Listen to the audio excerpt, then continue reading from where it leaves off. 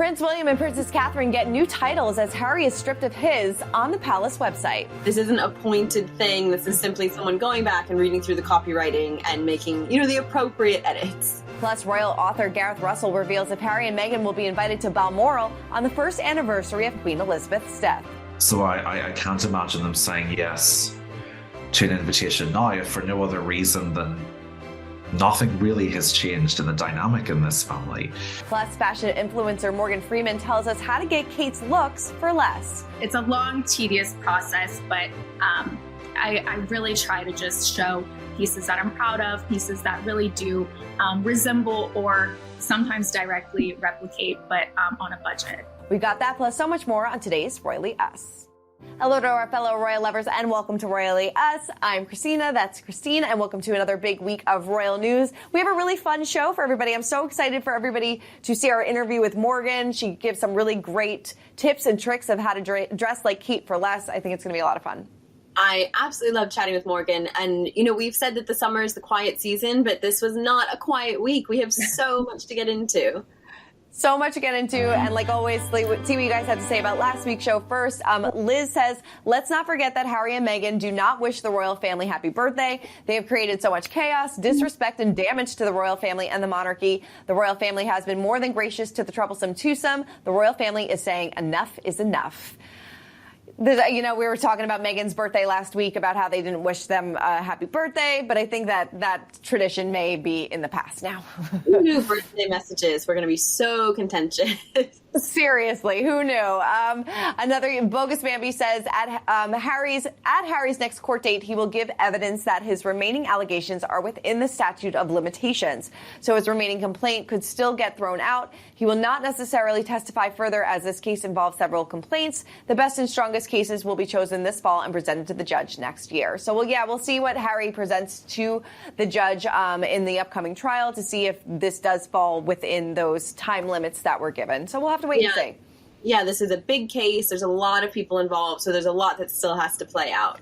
All right, let's get into our news of the week. And there was a lot of big title news this week. So Prince William is now in charge of Prince Harry's former military unit by order of their father, King Charles. For William, that means that he can now add the honorifics of Colonel-in-Chief, the Army Air Corps, Colonel-in-Chief, the Mercian Regiment, and Royal Honorary Air Commodore, RAF Valley. So basically, he just has a lot of titles. So a long list of titles to what he already has. So as Buckingham Palace noted, William is a veteran of the British military with extensive service in the Royal Air Force, in particular, during which he served as RAF's search and rescue pilot from 2010 to 2013. So it is William's new role as Colonel-in-Chief to the Army Air Corps, a position previously held by his father that now places him in charge of his estranged brother's old Army unit.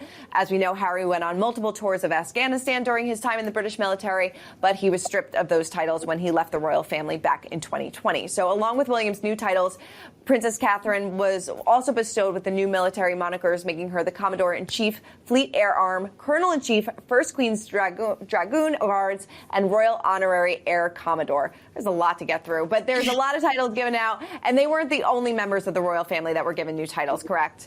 Yes, this was definitely a big family affair. I think what they've really done is they've looked at the late Queen, the Duke of Edinburgh, Prince Andrew, and Prince Harry, all of those positions or affiliations that were sort of lost over the last few years. They've redistributed those. So we saw some going to Princess Anne, obviously to William and Kate, also to the Duke and Duchess of Edinburgh. And these are just sort of military, honorary military titles. They won't really be down fighting at any fronts. But it's really important to the royal family to keep those ties. It sort of acts as a personal lifeline between the royal family, the king, the military, and also the people. So it's really, really important role. Yeah, definitely. All right. Well, King Charles took some time out to send a message to President Joe Biden regarding the wildfires in Maui. He said, "My wife and I were utterly horrified to hear of the catastrophic wildfires currently burning in Maui, Hawaii." He noted that they can only begin to imagine the scale of the devastation engulfing the island and the heartrending anguish of those whose livelihoods have been so disastrously affected. He said that he and Queen Camilla both wanted to send their deepest possible sympathy to the families of those who have so tragically lost their lives, and their prayers remain with all of those loved ones who are missing and whose homes have been destroyed. They are providing, their thoughts are with the extraordinary brave people who are providing some support and assistance. I mean, I'm sure if you've seen some of the pictures and videos that have come out of Maui, it is absolutely catastrophic. It looks like something out of a horror movie. It's so terrible, but it's nice that King Charles spent some time to send some well wishes, because we know that the people over there definitely need it.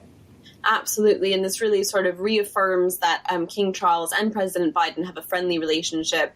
You know, these statements, these messages aren't really a given. You know, they don't send them out for every single serious disaster that you see around the world. So it just sort of cements those really positive relationships between the U.S. and the U.K. Definitely. All right. Well, Prince Harry was busy taking a big trip over to Singapore and proved that his equestrian skills are still up to par when he participated in a polo field match. He competed with the Royal Salute Sentable team during the annual Sentable ISPS Handa Polo Cup. So he was wearing a blue team uniform. He was photographed on the horse, and he faced off against the Singapore Polo Club's home team, which was led by his friend Nacho Figueras. The match ended in a 7-7 tie, with both teams sharing the trophy. So everybody got a trophy, but they co-founded this nonprofit in 2006 to support young Africans who are living with HIV and AIDS. So this was definitely a big trip for him, and it seems like he had a lot of fun. He was photographed out shopping for Meghan with his friend, said that he missed her very much, but also participated in this polo match. So it seemed like it was a great event. Yeah, I love seeing Nacho posting photos of Prince Harry out shopping. They do clearly have a very close relationship, and their wives are quite friendly and close. So it's nice to see that they have, support system, even if it's not specifically from their family. They have good support going around. But this is a cause so important to Prince Harry's heart. I mean, he is still very passionate and very dedicated to supporting the Sentebale Foundation. So this polo match is sort of an annual event that we'll probably see some variation of year after year, and it was just really great to see him out and about again. Definitely. Well, speaking of things that Prince Harry is very passionate about, the Invictus Games are just 1 month away, and he sent a video message on social media to encourage the players and the athletes to get ready for the big games. And so take a look at this. Exactly 1 month away from creating a home for respect in Düsseldorf 2023 for the next Invictus Games. I hope you're excited. I'm probably a little bit nervous. I'm both. So yeah, the Invictus Games, they are headed to Germany, and we're just 1 month out. So we will definitely see a lot of Harry within the next few weeks. Yes, definitely. Another hugely important organization to Prince Harry. We will definitely see a lot of him and Meghan over the next few weeks, sort of cheering on the teams at Invictus and, really supporting all the staff and volunteers and athletes that are part of that. Definitely. All right, let's spill the royal tea. And while Harry was in Singapore, Meghan was living her best life attending the Taylor Swift Eras Tour in Los Angeles. So each stop of the Eras Tour, which unfortunately I didn't get to see because I couldn't get tickets, but the show features 2 surprise performances from Taylor each night, and Meghan's mystery songs were the perfect match. So Taylor belted out I Know Places and King of My Heart, which appeared on her 1989 album and Reputation, and both revolve around a whirlwind romance 2 people are desperately trying to keep private. So that's a situation Meghan knows all too well. Who knows if Taylor did that on purpose, but coincidence? Maybe. I think not. Yeah, this was a really fun story. I love hearing that Meghan, again, was out and about. She's been having dinner, going to movies with her friends. She does sort of seem to be, getting out there a lot more, less sort of hiding and laying low. And now she's out there living her best life. Yeah, it seems like, like you said, she's been spotted out in, Montecito. They were going out for dinner a little bit more. So they're kind of like slowly inching back into the public after maybe taking some much needed break from, we're still talking about them every single week, so we don't get a break, but they got a little bit of a break. But this was a story that a lot of people were talking about last week and this week as well. So the official royal family website deleted Prince Harry's HRH title 3 years after the Duke of Sussex and Meghan stepped down as senior members of the royal family. So this title was removed from the site after the Express reported last week that Harry was still referred to to as HRH in his bio. The page still features a 2017 tweet referring to Harry as HRH when meeting with military veterans. So this comes as a source tells Us Weekly about the Queen's upcoming first anniversary of her death, that William, Kate, and Charles are still planning how they will commemorate the passing of the Queen. The wound still feels fresh, and it's been hard for them to find a way for a celebration that will match the gravitas that the Queen exuded. On September 8th, there will be some acknowledgement or event, but details are still being ironed out. So I feel like, we're going to talk to Gareth Russell. We spoke to him, who's obviously a good friend of ours and royal author, about what the title means. But it seems like it's kind of maybe a much to do about nothing. Maybe they just didn't update their website. Yeah, it sounds like there was a sort of a missed 3 letters on that website that someone didn't edit out. This isn't a pointed thing. This is simply someone going back and reading through the copywriting and making, the appropriate edits. Definitely. All right. Well, to talk about this a little bit further and to see what the royal family maybe has plans for Queen Elizabeth's anniversary and if Harry and Meghan will be going, here's our chat with Gareth. 3 years after Harry and Meghan left the royal family, they stripped the HRH title on the website. It seems like we knew that they were stripped of the HRH titles years ago, but why now? Well, part of it is, without throwing too much shade in the general direction of the royal website, is that it is chaotically curated. I think is a really nice way to put it. The royals no more update the website than the president of the US would update the presidential website, but there are thousands upon thousands of pages on the website. In fact, there's still some areas where Elizabeth II is referred to in the present tense, so they really need to get that dealt with. They have updated, interestingly, this part of the Duke of Sussex's page. They also have updated his children's reference to keep it in line. They're now referred to as Prince and Princess. So it wasn't just removing the HRH, it was also putting Archie and Lilibet's proper titles on as well. There's also a bit of general confusion across the board in royal circles about what do you do when you're referring to someone's past activities by a title that they no longer have. The big example is when they're trying to refer to a monarch. But if someone was an HRH when they did it, but they don't use it anymore, which is the case with Prince Harry, you have to decide what way to do that. So I think it's simply the fact that they're catching up bit by bit and trying to update this as they go. I don't think it's necessarily a slight to Prince Harry. I don't think at the moment either the Sussexes or Buckingham Palace seem to be interested in slinging arrows or trading in insults, which I think is probably the best for both of them. Whether you're more sympathetic to the Sussexes or to the British dwelling branch of the family, I think a lot of people have reached a certain amount of fatigue with it being a he said, she said sort of a situation with the royals. I think it serves both of them better to hold off from things like this.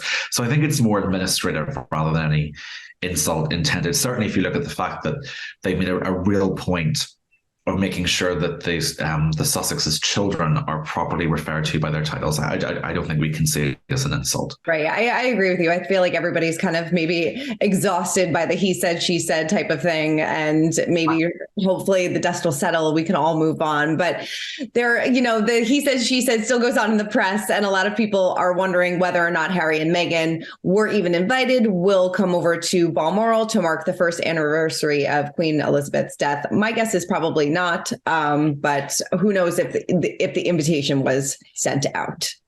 We don't know if the invitation was sent out. I like you, would be quite surprised if they would have accepted it. We know that they declined the invitation when Elizabeth II was still alive. So I can't imagine them saying yes to an invitation now, if for no other reason than nothing really has changed in the dynamic in this family. Prince Harry allegedly still wants and expects a full apology. Recollections may vary, continues to be the royals' perspective on things, as much as we can tell. So no, I suppose we'll find out one way or the other someday whether they were invited, but I would be stunned if they had said yes and went to it. I don't think we'll see a great deal of interaction between the Sussexes and the rest of the royal family for quite some time, if for no other reason than I'm trying to think, and I hope I'm not going to be be too incorrect on camera here. I can't think of a really big royal event that's coming up in the next couple of years. There's none really. There's obviously no coronation, no wedding. As far as we know, no christenings. There really aren't any big events. And even those really big events were not enough to completely reunite the family. We didn't see all of the Sussexes at the coronation. So unfortunately, the next time we see all of them together could be when there is a big attempt at a successful bridge building, or really, unfortunately, the next time we could see them all together is another funeral. I agree with you. Yeah, there's nothing on the calendar that would call for them to come over. I think Prince William is in the States, in New York, in a couple of weeks or a couple months, but I can't imagine Harry jumping on a plane to come over there either. So there's really no reason. But yes, unless there's like some sort of maybe like not intervention, or just maybe somebody, extends the olive branch and maybe they want to get together. But right. I think, certainly, I suppose part of the concern would be, is it going to attract so much media attention? Right. Mm-hmm. That it would end up in a lot of speculation, and whatever was said between them would end up on television or in a newspaper article. So I imagine there's still a great deal of reciprocal distrust in terms of how tight the privacy would be for any event, any kind of reconciliation, if that makes sense. All right, well, let's switch gears and talk fashion. Christine and I are so excited about this because to help us break down the royal rules this week, we caught up with fashion influencer Morgan Freeman. She transforms Kate's high-end looks into budget-friendly options that everybody can enjoy, and she is here to tell us all of her secrets. Take a look. Well, Morgan, thank you so much for joining us. We are obsessed with your TikToks, your Instagram, absolutely love it. So tell us first, when did you first fall in love with Kate's style? Zina, thanks so much for having me. Oh gosh. I first fell in love with her style. I was 12 at the time. She had just gotten engaged. And she walked out to announce their engagement. She's wearing that navy dress. I will never forget. And I think it was just at a pivotal time in my time of falling in love with fashion. I saw her on the screen. I was like, oh my gosh. One, I love the way that she's dressed. Two, I love the way that she's carrying herself. And that's kind of where the little spark just ignited for me. So when did you decide to turn your love of Kate's style and turn that into, bringing this to the people on TikTok and giving them ways to find these styles on a budget? Sure. So I come from a background of boutique world, 12 years in that industry. And then when COVID actually hit, decided to kind of just close that book a little bit. And about a year ago, started sharing things that I was already doing. So for every holiday, every event in my life, I would go look at some of Kate's latest looks and say, okay, how can I recreate this? Obviously on a budget. She does wear budget friendly items, but then some things like pea coats and designer shoes, obviously I can't afford at 25.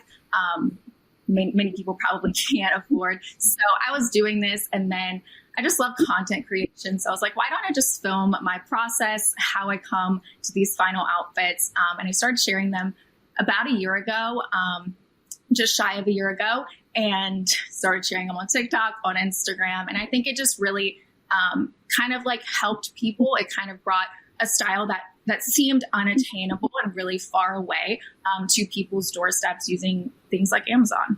Mm-hmm. That's so cool. So you talk a little bit about your process, but what does your process actually look like? I mean, do you start with a look first, or do you start with a piece that you found first? What does it look like? It's a little bit of both, but I would say primarily I'm starting with a look first. It's really funny because when you see these TikToks and Instagram videos, they're 30 seconds, 40 seconds, and it looks like a really quick and easy process. But there's definitely been nights where I'm scrolling, looking for the perfect piece until way too late at night. But it'll definitely start with an outfit. And typically it's an outfit that she's worn recently, right now I'm doing a lot of her 2023 Wimbledon looks. So I'll start with the outfit, and it really helps. I've kind of curated a little wardrobe because Kate does like to recycle things like shoes and accessories and even clothing pieces like dresses. But it'll start with that outfit, and I'll kind of just go scroll and scroll and scroll. It's a long, tedious process, but I really try to just show pieces that I'm proud of, pieces that really do resemble or sometimes directly replicate, but on a budget. Yeah. I mean, you mentioned kind of the process and, how much time this takes, and, you're watching 30-second videos, but I don't think people realize like how much time and effort really goes into it. So from like start to finish, are you saying like one outfit can maybe take like weeks to research and kind of put together? Yeah, absolutely. And like I said previously, I don't show things unless I feel like the quality is there, the look is there, the fit is there. The size options are there for all of the different women that are watching these videos. So yeah, there's definitely outfits that have taken weeks. And then there's also outfits that I try to replicate. I get those pieces in. I'm like, I don't feel quite comfortable sharing this one because I don't think it's meeting those expectations for myself to put out on the internet. I love that you talk about, prioritizing a range of sizes. What tips would you give someone shopping from home? Because not all of us look like the Princess of Wales.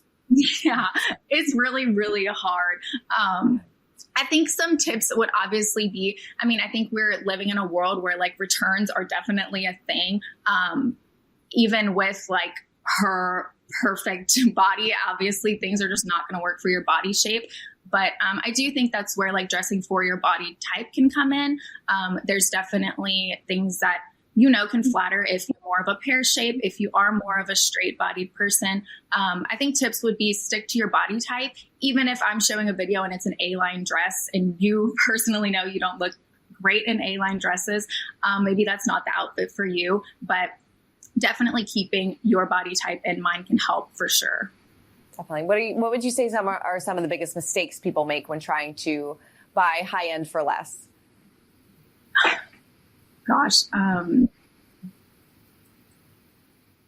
trying to think of mistakes that I've made. I think something that's really, really important on I think this comes into play with like accessories, buttons, zippers and stuff.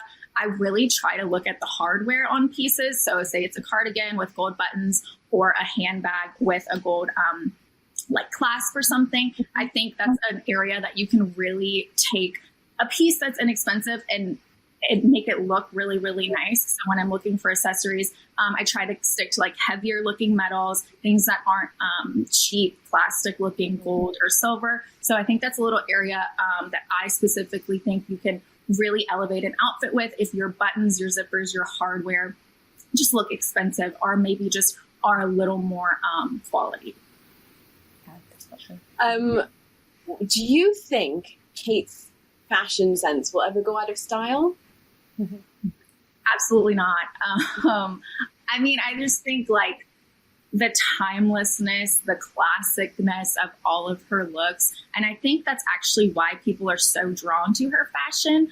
It's like she's an influencer without trying because it's timeless. I've recreated looks from 2012 that still apply today. And I honestly feel like they'll be in style 100 years from now just because they're classic, clean cut lines. And it's actually really funny because I feel like now classic is trending again, which I love.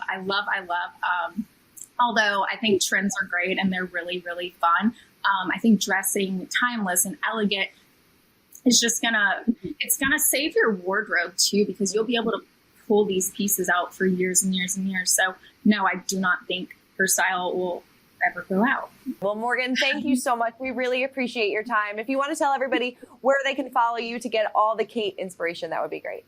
Sure. You can find me on TikTok. My username is Morgan Freeman. It's spelled Freemin. And then also the same Morgan Freeman on Instagram.